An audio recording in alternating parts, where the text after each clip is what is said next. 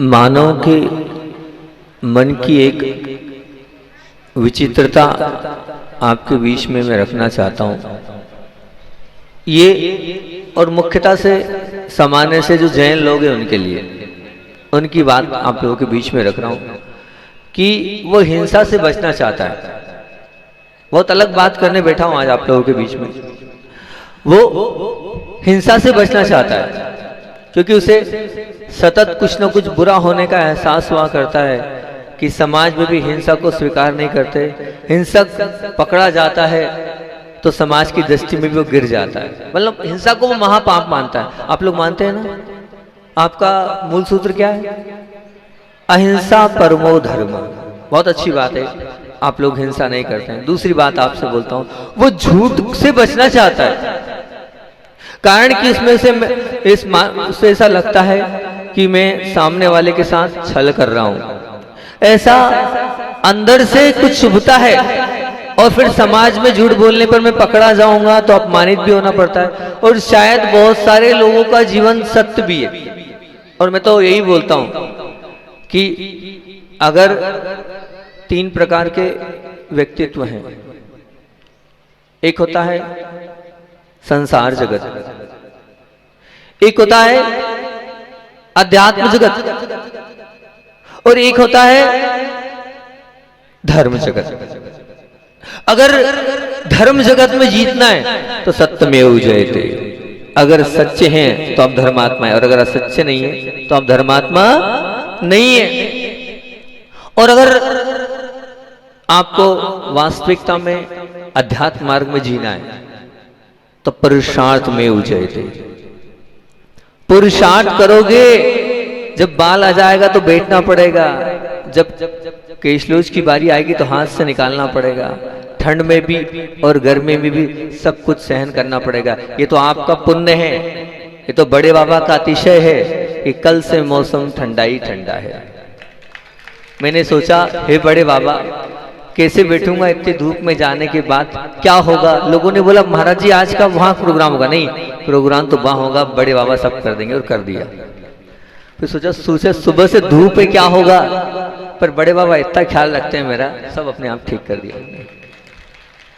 ये बड़े बाबा का निश्चित रूप से अतिशय और आप लोगों की सद्भावनाएं और अंदर की वो 8 दिन की भक्ति है।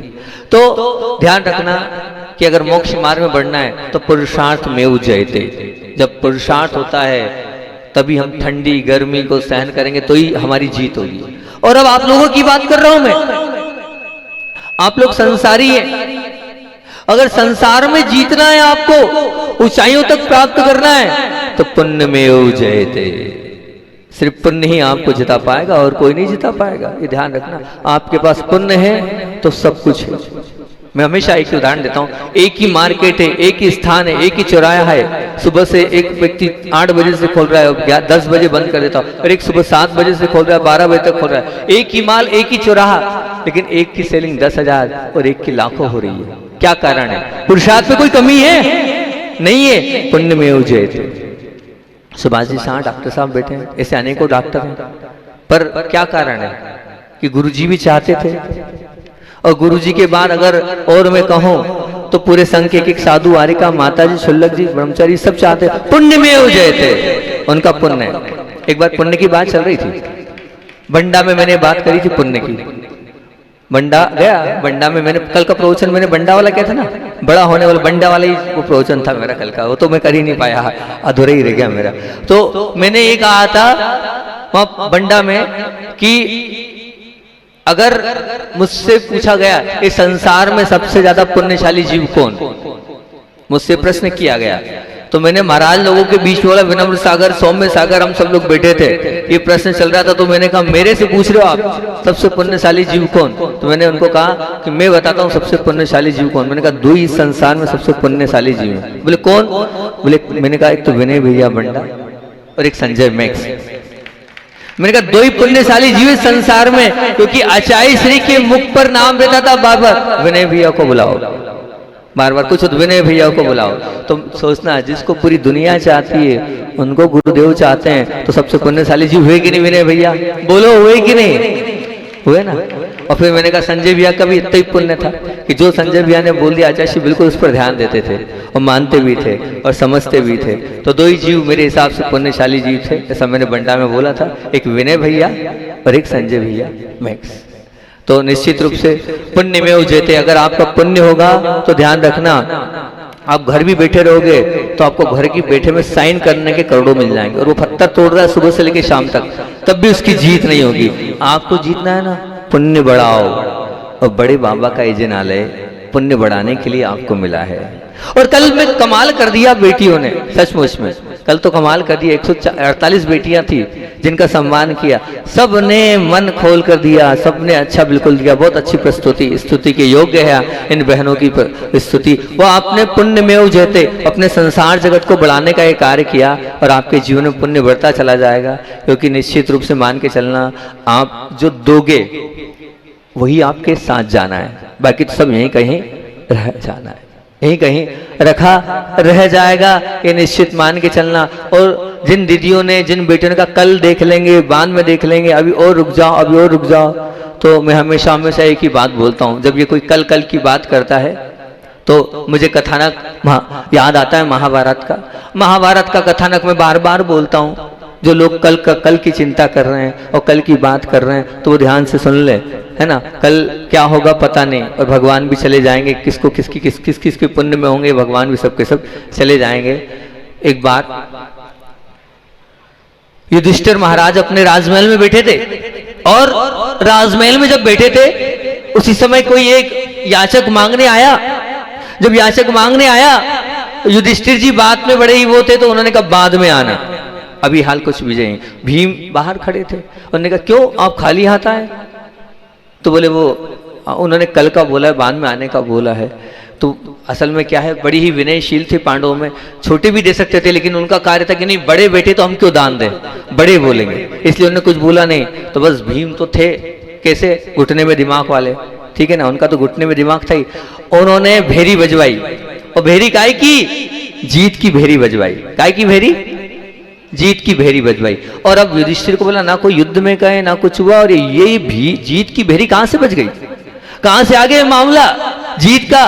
वो बाहर आए, क्यों भैया भीम कहां से युद्ध से जीत के आए? बोले हाँ जीत गए ना। बोले क्या आपने काल को जीत लिया, आपने बोल दिया ना कल दे देंगे, बोले आप काल विजयी हो गए। तो मैंने कहा क्यों ना काल विजयी, हमारे बड़े भ्राता हो गए, उनको पता है मैं कल तक रहूंगा नहीं रहूंगा, तो आप काल विजयी हो गए हो, इसलिए मैंने ये जो है ढिंडोरी पिटवा दिया है, ये बिगुल बजवा दिया है, आप काल विजयी है। इसलिए कल का क्या भरोसा, कल क्या होगा, आज मौका है, आप चूको मत और अपने उस चंचला लक्ष्मी का उपयोग करो, वो पुण्य ही आपके साथ जाएगा, निश्चित मान के चलना।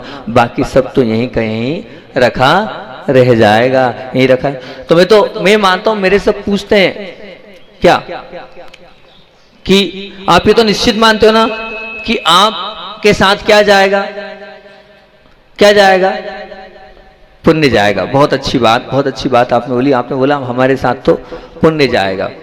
अब मैं आप सुनूं, इस सभा में सबसे लोभी व्यक्ति कौन है?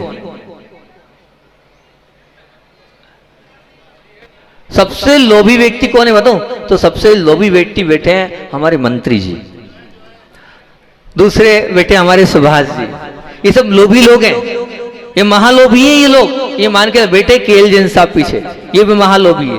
क्यों ये महालोभी लोग हैं? क्योंकि कारण ये है, ये महालोभी इसलिए हैं कि निश्चित जानते हैं आपका यहीं रखा रह जाएगा, और इन्हें जितना दिया है ना उतना हजारों गुना इनको ज्यादा मिलेगा, तो ये सबसे ज्यादा लोभी हैं।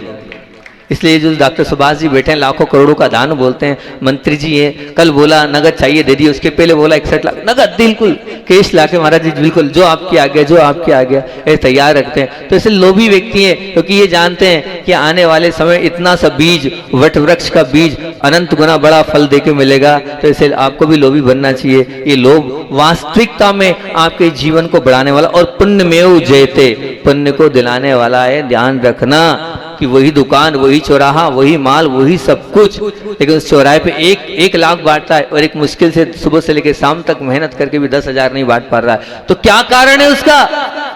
वह पुरुषार्थ तो कर रहा है और उससे ज्यादा पुरुषार्थ कर रहा है, लेकिन पुरुषार्थ की संसार में कीमत नहीं है। पुण्य में जयते की कीमत। कांडिया जी भी हाल हमने 2 मिनट में बुलाया, ढाई दिए और मैंने बोला जो आज्ञा गुरुदेव। ये पुण्य में जयते वाले लोग हैं जो बात टालते नहीं है। हमारे बाहुबली परिवार बोला कि जो महाराज जी आ गए, ये सब पुण्य में जयते में जा रहे हैं, जो कभी कहीं किसी बात को टालते नहीं है। निश्चित रूप से ये आने वाली उस पुण्य की श्रृंखला को बढ़ाकर ऊंचे उठते चले जाएंगे। तो दूसरी बात झूठ की चल रही थी, तो मैं बात कुछ कर रहा था और बात कुछ निकल जाती। होता मेरे साथ ऐसा ही है, प्रवचन का विषय कुछ रहता है, मैं और कुछ चला जाता हूँ। तो पहली बात थी हिंसा, और दूसरी बात थी झूठ, और तीसरी बात है चोरी। तीसरी बात है चोरी। सब आप लोगों के बीच में रखूंगा मैं बात को। तीसरी बात है चोरी, और चोरी से भी सब बचना चाहते हैं, क्योंकि उसमें पकड़ जाने का डर, और मान लो गलत रास्ते से हमने संपत्ति कमा भी ली, नीचे से ले भी लिया। जल अधिकारी बैठे हैं हमारे बीच में, नीचे से ब्रह्मचारी हैं, वो तो नहीं लेते होंगे, पर बोल रहा हूं मैं कि नीचे से ले भी लिया तो निश्चित रूप से पकड़ा गया तो उसकी बदनामी है ना, बदनामी भी होगी, साथ साथ में क्या पता क्या होगा, उसका भय रहता हैगा। तो चोरी से भी शायद मेरे ख्याल से डरते हैं आप, हिंसा से भी डरते हैं, झूठ से भी डरते हैं, चोरी से भी डरते हैं। अब बात आती है काय की, बोले व्याभिचार की बात आती, अब ब्रह्म की बात आती हैगी, तो आप उससे भी मेरे ख्याल से ये लगता है कि वर्षों से बनी प्रतिष्ठा धुल जाएगी, उसका पूरा खतरा रहता है, और शिष्ट पुरुषों के बीच में, समाज के बीच में मेरा क्या हो जाएगा, इसलिए उसका भी आप ध्यान रखते हो। मतलब हिंसा से भी आप बचते हो, झूठ से भी बचते हो, और आप क्या हुआ चोरी से भी बच रहे हो, कुशील से भी बच रहे हो। मतलब हिंसा, झूठ, चोरी, व्याभिचार, ये चारों पाप लोक की दृष्टि में भी है, परिवार कुटुंब की दृष्टि में भी है, और स्वयं की दृष्टि में भी ये पाप है, बिल्कुल पाप है। इन पापों के सेवन में आपको भय भी है, शर्म भी है, और सबका अनुभव होता रहता है। परंतु दुख की बहुत बड़ी बात ये है, इन चारों पापों को खुला मैदान दिलाने वाला वो परिग्रह, उस परिग्रह को ना तो समाज खराब मानता है, ना परिवार खराब मानता है, और ना स्वयं खराब मानता है। कोई ऐसा व्यक्ति यहाँ पर एक आध बंदा है जो ये कहने को तैयार है कि परिग्रह पाप है? बहुत कम लोग होंगे जो ये कहते हैं कि परिग्रह पाप है। कोई एक आध खड़े हो, फिर मैं उससे प्रश्न पूछूंगा। कोई एक आध बोल दे यहाँ कि परिग्रह पाप है, फिर मैं उससे, इनको छोड़कर, त्यागी वृत्तियों को छोड़कर, नहीं दीदी कह रही अभी हाल ऐसा देखने लग गई आपको छोड़कर, कोई एक आध है तो फिर मैं उससे प्रश्न पूछता हूँ। अगर वो ऐसा है तो फिर मेरा प्रश्न आएगा। ध्यान रखना कि खराब लगने की बात तो दूर, जिनके पास संपत्ति है उनके होती है, वो पापमय धंधे की अंधी दौड़ में भी वो कर रहा है, तो उस बेशुमार पैसा को कमाने के लिए पूरी समाज, कुटुंब उसके पीछे पागल रहता है। इस कारण वो कत्य अनुभव करता है। निश्चित अगर 4 बेटे हैं तो जो सबसे ज्यादा कमा रहा है ना, सबसे ज्यादा लाड़ प्यार उसी को देती है माँ, पिता भी उसी को देते हैं। जो कमाऊ पूत होता है उसी के लिए। 4 भाइयों में भी जो 3 बेटियां हैं और जो बड़े घर में गई हैगी उसको ज्यादा बहुमान मिलता है। निश्चित है, ये तो संसार की लीला है, उसमें क्या है, जो सत्य उसको स्वीकारो आप, उसमें कोई बाधा नहीं, पैसे के बिना कुछ नहीं है। तो मतलब क्या होगा, मतलब ये निश्चित है। अच्छा ये बताओ आप, पाप कितने होते हैं? पक्का 5 होते हैं। आप 4 को पाप मानते हो, परिग्रह को पाप क्यों नहीं मानते हो? आप परिग्रह को पाप क्यों नहीं मानते हो? मुझे समझ में नहीं आता। ये पाठशाला में आपने पढ़ा है, बचपन से पढ़ा है, पाप 5 होते हैं, लेकिन कोई परिग्रह को पाप स्वीकार करने को तैयार नहीं है। परिग्रह को तो चारों तरफ से लेने को तैयार है, यहां से आ जाए वहां से आ जाए, पर आता चला जाए, रखने को तैयार नहीं। तो अभी कर रहे हैं, उसी की बात कर रहे हैं, आगे चिंता नहीं करो, विषय हमारा आगे जाएगा।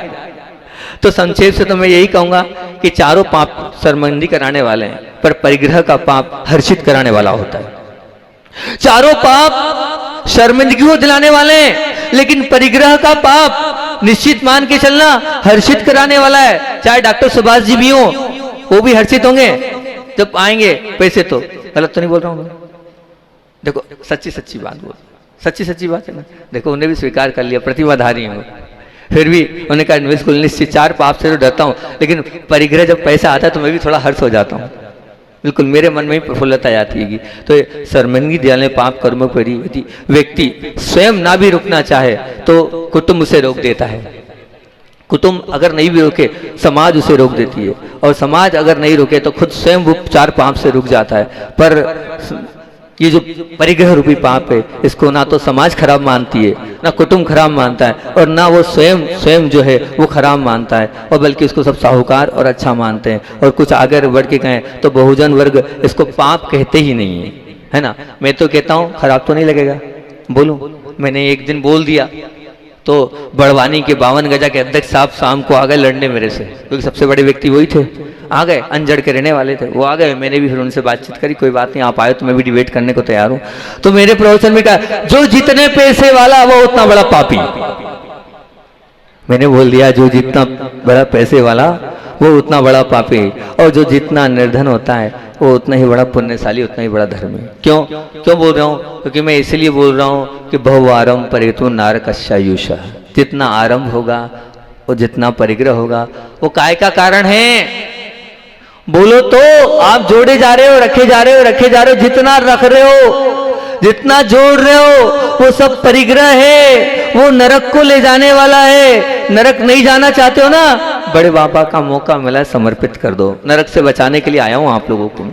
मैं नहीं चाहता आप लोग नरक जाओ, इसलिए छोड़ो इतना गुस्सा, इतना पिट्टा बेचारा, वो क्या नाम है ब्रह्मचारी, वो ब्रह्मचारी तो बचा ही नहीं, सदगृहस्थ राज किंग, महीने भर पहले वो भी स्वाह हो गया। तो वो बचा ही नहीं ब्रह्मचारी, क्या बोलूं ब्रह्मचारी उसको मैं। तो वो भी बेचारा कितना परेशान है, कितना परेशान। मैं बार बार कह रहा हूं भैया बस, भैया बस, भैया बस। तो अब क्या है, वो बोलता महाराज जी आप नहीं समझते। वो क्या बोलते, बनिया और क्या कौन सी कहा थे विनय भैया, कौन सी कहा थे वो नहीं वो बनिया कैसे आम वाली क्या कहा थे, अमिया बनिया और निबुया क्या। वो मेरे मुख से अच्छा लगता है, तुम लोग बोलो तो माई भैया से बुलवाओ क्या मस्कत। तो बस भैया वही करते हैं, आम आम नींबू बानिया मस्के से रस देती है हमारी, वही वाली स्थिति हो रही है। आप उसके बाद दान दे रहे, अरे अपने आप बोलना चाहिए आपको, आगे रह के आप बोलोगे तो बहुत अच्छी बात है कि बस एक मान के चलना, ये संपत्ति के प्रति आसक्ति है आपकी, धंधे में आप लगे, गला कोट स्पर्धा है उसमें आप पढ़े, विकास का कारण आप मान रहे हैं, पर ध्यान रखना ये सब कुछ है तो, लेकिन पाप का कारण है, ये निश्चित मान लो। भूख का दुख तो भोजन के पदार्थ से शांत कर लोगे आप, बिल्कुल। थकावट का दुख है वो तो आप वैयावृत्ति से और आराम से आप शांत कर लोगे। अवहेलना का तासो, फिर भी एक बार गुस्सा कर लिया तो आप प्रशंसा के शब्दों शांत कर लोगे। मान लीजिए और कुछ हो गया, टूट गया, फूट गया, है ना, तो आप डॉक्टर के साहब के पास पहुंच जाओगे कि हाँ जैसे हमारे डॉक्टर साहब हैं, फिर लग गया, फूट गया, सुभाष जी हैं, तो निश्चित रूप से आपको बताएं वैयावृत्ति में अग्रणी सुभाष जी, सौम्य सागर जी को जब लगी थी पूरी कांटेक्ट में थे हम, और पूरा का पूरा वहां जाकर सुभाष जी ने किया कि टूट जाएगा तो ठीक करने की है, पूरी गारंटी ले सकते हैं, ठीक कर भी देते हैं और करते भी हैं, सबको समय निकाल कर पूरा रहते हैं। जब पूज्य गुरुदेव अस्वस्थ थे तो जितनी चिंता सुभाष जी को थी, पूरा कांटेक्ट रोज प्रतिदिन होता था, रोज बातचीत होती रहती, वो वास्तविकता में एक एक चीज की सुभाष जी को चिंता थी। और उससे ज्यादा जहाँ विनय भैया बैठे थे, और विनय भैया पल प्रतिपल की चिंता रखते थे कि पूज्य गुरुदेव किसी तरह से हम और स्वस्थ कर सके और अच्छा कर सके, लगे रहते थे। तो खराब को तो ठीक किया था, परंतु इन सब दुखों को, कष्टों को और त्रासों को मात देने वाला सबसे बड़ा दुख है वो है असंतोष का, जिसे खुद के सिवाय और कोई भी शांत नहीं कर सकता। इस असंतोष के लाभ और असंतोष के नुकसान की बातें तो कदाचित तुम्हें समझा सकता हूं, परंतु तुम्हें जबरदस्ती संतोषी नहीं बना सकता हूं, असंतोष जन दौड़ से रोक नहीं सकता हूं। ये काम तो तुम्हें स्वयं करना पड़ेगा। मुझे संतोषी बनना है, मुझे अभी ये बात स्पष्ट समझना है कि ये जो पैसे की बिना भी काम चलता नहीं है, ये मैं बिल्कुल मानता हूँ। विपुल संपत्ति प्राप्त करने के दौड़ना भी जरूरी है, जीवन की राह इसके बिना नहीं। तो क्या करें महाराज जी, हम आपने हमें पापी घोषित कर दिया, क्या करें हम, किस प्रकार से अपने आप को पुण्यशाली बनाए। तो चित्त को प्रसन्न करने के लिए इस जीवन की कीमती अगर पल को अगर व्यर्थ जाने से बचाना है, तो उसके लिए मैं आपको कुछ उपाय दे रहा हूँ। आपसे मैं प्रश्न पूछता हूँ, उसका जवाब देना। संपत्ति तुम्हारे ऊपर आधिपत्य न जमा दे और जीवन के बाद के वर्षों में संपत्ति का पागलपन ऐसा का ऐसा अखंड ना बना रहे, तो उसके समक्ष में तुम्हें दो विकल्प दे रहा हूं। ध्यान से सुन लो, अभी हाल लखपति जी ने कुछ बोला था तो उसकी बात बोल रहा हूं। दो विकल्प आपको दे रहा हूं। पहला, या तो संपत्ति के क्षेत्र में कहीं रुक जाओ, दूसरा या तो आयु के क्षेत्र में कहीं रुक जाओ।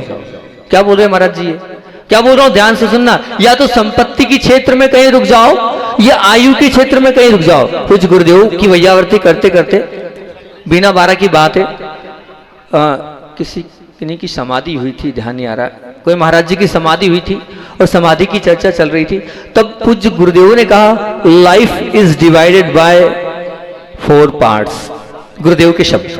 आचार्य श्री उस वक्त अंग्रेजी पढ़ रहे थे, अंग्रेजी का अध्ययन कर रहे थे, उन्होंने अंग्रेजी में ही बात बोली, life is divided by 4 part. अपने जीवन को 4 पार्टों में बांटो आप, और कुछ न कुछ सीमा, कुछ न कुछ लक्ष्मण रेखा, मर्यादा, पूर्ण विराम, फुल स्टॉप, या कोई स्टेशन बना लो, कुछ मंजिल बना लो, कुछ लक्ष्य बना लो कि यहां तक कहीं रुक जाओ। का अर्थ ये कि शांतिचित परिस्थिति का आदि का विचार करके मन में एक पक्का आंकड़ा निश्चित कर लो कि 5 लाख, 25 लाख, 50 लाख, 1 करोड़, 2 करोड़ और 5 करोड़ की संपत्ति होने के बाद मैं रुक जाऊंगा, इसके बाद नहीं। आपको पता है हमारे देश के सबसे धनी व्यक्ति जैन समाज के कौन है, कौन थे, जिनका खून का क्या थे बोलते उसको आप, हवाई जहाज था, कौन थे? हैं भी, उनके बेटे तो हैं, हाँ, साहू जी, शांति, उसका नाम शांति प्रसाद साहू जी। तो शांति प्रसाद साहू जी थे, और उनने कुछ नियम लिया था, और वो नियम यही लिया था कि इतने के बाद जितना आएगा उतना सब का सब दान करूंगा। और हुआ ये कि उनकी वो सीमा पूरी हो गई, और जब वो सीमा पूरी हो गई तो सीमा पूरी होने के बाद उन्होंने इतना दान किया, इतना दान किया, इतना दान किया कि उस दान से पूरे देश में उनका नाम हुआ। ये निश्चित माने, उन्हें सोचा नहीं था कि मैं इतनी सीमा तक पहुंच जाऊंगा, उनका विचार था इतनी सीमा तक क्या करूंगा। उन्हें एक सीमा, एक महाराज जी के उपदेश से उन्हें, शिखर जी गए थे और वंदना करते करते महाराज जी के उपदेश से उन्हें एक सीमा बनाई, और सीमा बनाने के बाद अब क्या करें महाराज जी, अब इतना आ रहा है, तो बोले देखो नियम मैंने नियम, तुमने तो सोचा नहीं था ना कि तुम्हारे जीवन में इतना कमाऊंगा, आप जितना 100 करोड़ कर लो, 200 करोड़ कर लो, 500, उन्हें इतनी कुछ बड़ी राशि तय करी थी, और राशि तय करी और दिन दुगने रात चौगुने बढ़ोतरी होती गई, वो देश के सबसे बड़े व्यक्ति बन गए। एरोप्लेन पालना कोई बहुत छोटी मोटी बात नहीं होती है, ये साहू जी की सच्ची कहानी है। तो आप कहीं रुक जाओ, कोई एक सीमा बना लो आप, फिर जिसके बाद जितना है उतना मैं दान करूंगा, और नहीं तो एक उम्र की सीमा बना लो, 45 वर्ष, 55 वर्ष, 65 वर्ष के बाद आजीविका आदि की ऐसी कोई समस्या ना हो, धंधे की कोई जो प्रवृत्ति, उससे निवृत्ति ले लूंगा। एक सीमा रेखा तय कर लो संपत्ति की या आयु की। अभी से ही इस संबंध में आप अगर आपने सीमा तय कर ली तो तुम्हारी प्रसन्नता अक्षुण्ण हो जाएगी, इसका अनुभव करोगे तो निश्चित रूप से बहुत अच्छा रहेगा। जैसे मान लीजिए एक उदाहरण दे रहा हूं कि पुस्तक चाहे 500 पृष्ठ की लिखनी हो, परंतु सीमा रेखा तय हो जाती है तो उसका तनाव कम रहता है। मान लीजिए और कहूँ तो ओलंपिक में आपको 2000 मीटर की दौड़ दौड़ना हो तो एक सीमा है कि यहीं तक दौड़ना है, इसके बाद नहीं दौड़ना है। एवरेस्ट पर भी चढ़ना है आपको तो यहीं तक चढ़ना है, इसके बाद नहीं चढ़ना है। तो मैं यही कहना चाहता हूँ, एक बार सीमा रेखा आप तय कर लो, अपना लक्ष्य तय कर लो कि यहाँ तक मुझे रुकना है। उसके बाद तय करना है, संतोष जी, मंत्री जी, सब बेटे हैं, तय कर लो कि इसके बाद अब हमें छोड़ना है, घर छोड़ना है और घर छोड़कर आगे बढ़ना है। जितने लोग बैठे, हम उम्र तय कर लें, राशि तय कर लें, या तो नहीं हमें शौक खूब कमाने का है तो हम राशि तय कर लें, इतने के बाद फिर करेंगे। तो निश्चित रूप से जैसे मान लीजिए 500 पुस्तक, ये निश्चित कर लो 500 पुस्तक पेज की पुस्तक लिखना, 450 प्रश्न लिखे और 50 छोड़ दिए तो नुकसान हो सकता है। 2000 मीटर दौड़ना है और 1800 मीटर के बाद आप दौड़ने गए और नहीं दौड़ पाए तो भी आपको लगे क्या हुआ, चढ़ना था शिखर लेकिन वहां नहीं चढ़ पाए और रुक गए तो दौड़ होगा। लेकिन अगर आपने इस उम्र के विषय में कि मैं 50 तक करूंगा फिर दुकानदारी छोड़ दूंगा, या मैं 5 करोड़ तक करूंगा फिर छोड़ दूंगा, और मान लीजिए 5 करोड़ के पहले ही अगर आप 45 के पहले 40 में वैराग्य आ जाएगा तो और अच्छा रहेगा। तो 5 के पहले 3 को और वैराग्य और उम्र आपका और मस्ती आपकी बढ़ते चले जाएगी। तो निश्चित रूप से आप अपनी सीमा तैयार कर लो, आप अपनी कोई ना कोई गाइडलाइन तैयार कर लो। वो गाइडलाइन अगर आपने तैयार कर ली तो निश्चित ये मान के चलना आपका भला हो जाएगा। ये एक बात ध्यान रखना, आकाश को छूने के लिए ललायत वो ताड़ का पेड़ होता है ना, ताड़ का पेड़ सबने देखा है, जैसे जैसे ऊपर उठता है वैसे वैसे उसकी छांव कम होती जाती है। और बरगद का पेड़ वो ऊंचा नहीं उठता है ना, वो क्या होता है, वो नीचे ही रहता है लेकिन उसकी छांव बढ़ती चली जाती है निश्चित रूप से। तो आप ये मान के चलना, संपत्ति के क्षेत्र में आपने कुछ ना कुछ गाइडलाइन तैयार कर ली, कोई सीमा रेखा, लक्ष्मण रेखा बना ली, तो ये तय करना आपका पुण्य इतना बढ़ता चलेगा और आपका पूरा जीवन उस बरगद की तरह छाया में आ जाएगा।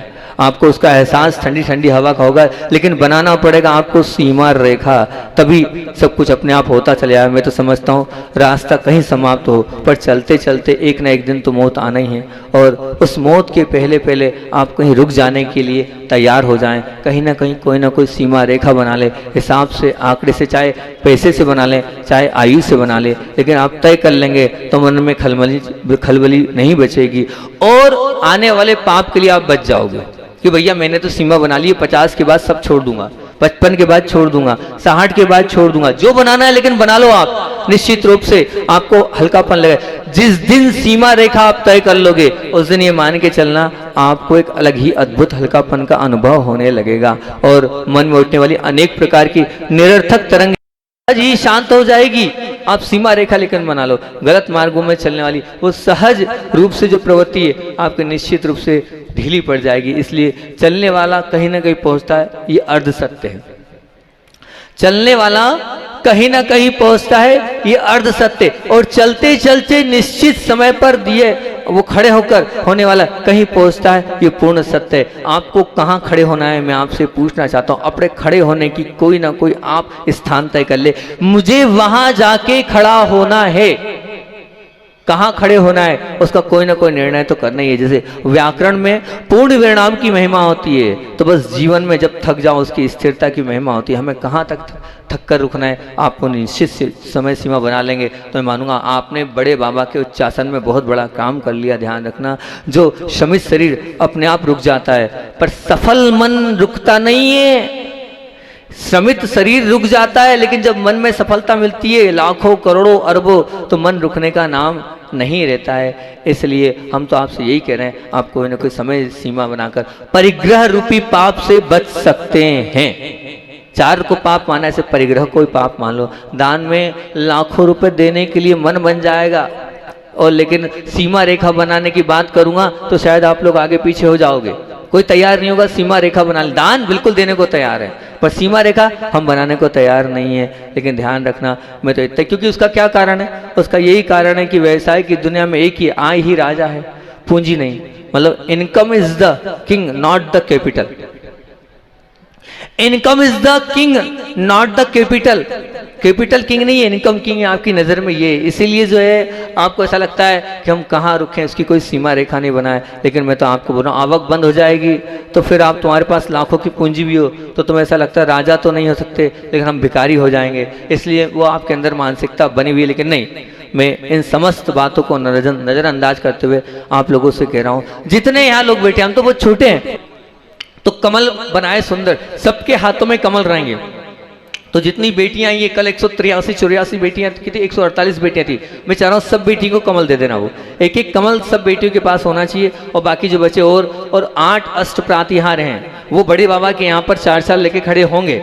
उन 8 के भी नाम आप ले लें, 8 अष्ट प्रातिहार रहेंगे। उसके अलावा 64 चंवर हैं, उन 64 चंवरों को भी आपको देना है। मैं तो चाह रहा हूँ, इतना समय हमारे पास नहीं रहेगा, एक राशि जो है उसको फाइनल करके नाम अभी से लेना चले कि जो महाउत्सव अपन हजारों वर्ष के लिए बड़े बाबा को बना रहे हैं, तो उसको बाद में भी आप देखो वो दृश्य कि किस प्रकार का वो दृश्य था कि 256 कमल सबके हाथ में सजे रहेंगे और बड़े बाबा ऐसे आएंगे और प्रतीक रूप से उन 256 कमलों को आप रहेंगे। इधर 64 चंवर वाले रहेंगे जो ढुराते रहेंगे और बड़े बाबा यहाँ आकर विराजमान रहेंगे। इधर अष्ट प्रातिहार रहेगा। क्या वो दृश्य होगा? विचार तो करना, उस दृश्य को अपने को निहारना। कितने सुंदर सुंदर कमल बनाए, वो सुंदर कमल की वो संरचना संयोजना किएगी। तो ये जो एक बहुत अच्छी परिकल्पना तैयार की है, ये ऐसे 64 चंवर तैयार किए हैं, ऐसे 256 कमल तैयार किए हैं। बड़े बाबा जब अपने उस आसन से आकर स्वयं चलकर यहाँ आएंगे, उस समय आपको लगना है कि तीर्थंकर भगवान का विहार हो रहा है और उस विहार में इस प्रकार के कमल बनते चले जा रहे हैं। और वो उधर ऐसे नीचे, आप सब लोग नीचे रहेंगे तो ऐसा लगेगा कि बड़े बाबा उन कमलों पर चल के आ रहे हैं। क्योंकि देखो, हम तो इतना ही कर पाएंगे, अतिशय तो इतना ही कर पाएंगे। ऐसा अतिशय अपने को दर्शाना है तो जितनी बेटियां हैं वो है वो प्रिंसी से और खुशी से उन कमलों को ले लें और अपने पास उसको रख लें। कल इतना समय नहीं रहेगा कि हम सबको दे पाएं। और जिनको चावल चाहिए वो एक राशि भैया जी बता देंगे क्या क्या करना है, या कल तो घोषित कर ही दी थी। उस राशि को निश्चित करके चावल भी और साथ में वो भी, और 8 प्रमुख अष्ट प्रातिहार की बोली भी, और उसके बावजूद तिलक के 8 नामची तिलक के भी और नारियल के भी, ताकि कल का जो मुख्य कार्य है बहुत अच्छे से अपना हो जाए। ये निश्चित कुछ ना कुछ गाइडलाइन तैयार करेंगे, कोई ना कोई लक्ष्मण रेखा तैयार करने, कोई ना कोई सीमा। वो सुदर्शन भैया हंस रहे हैं बहुत ज्यादा, तैयार कर ली क्या लक्ष्मण रेखा? महाराज जी भैया कोई ना कोई गाइडलाइन तैयार करेंगे। इतना मेरा भाव है, जो बड़े बाबा को नमस्तु करेगा भैया 1 लाख रुपए रोज के बाद जो आएगा देंगे, 50,000 के बाद, 10,000 के बाद, जितना लगता है उतना है। हाँ भैया जी कुछ बोल रहे हैं, हाँ इतने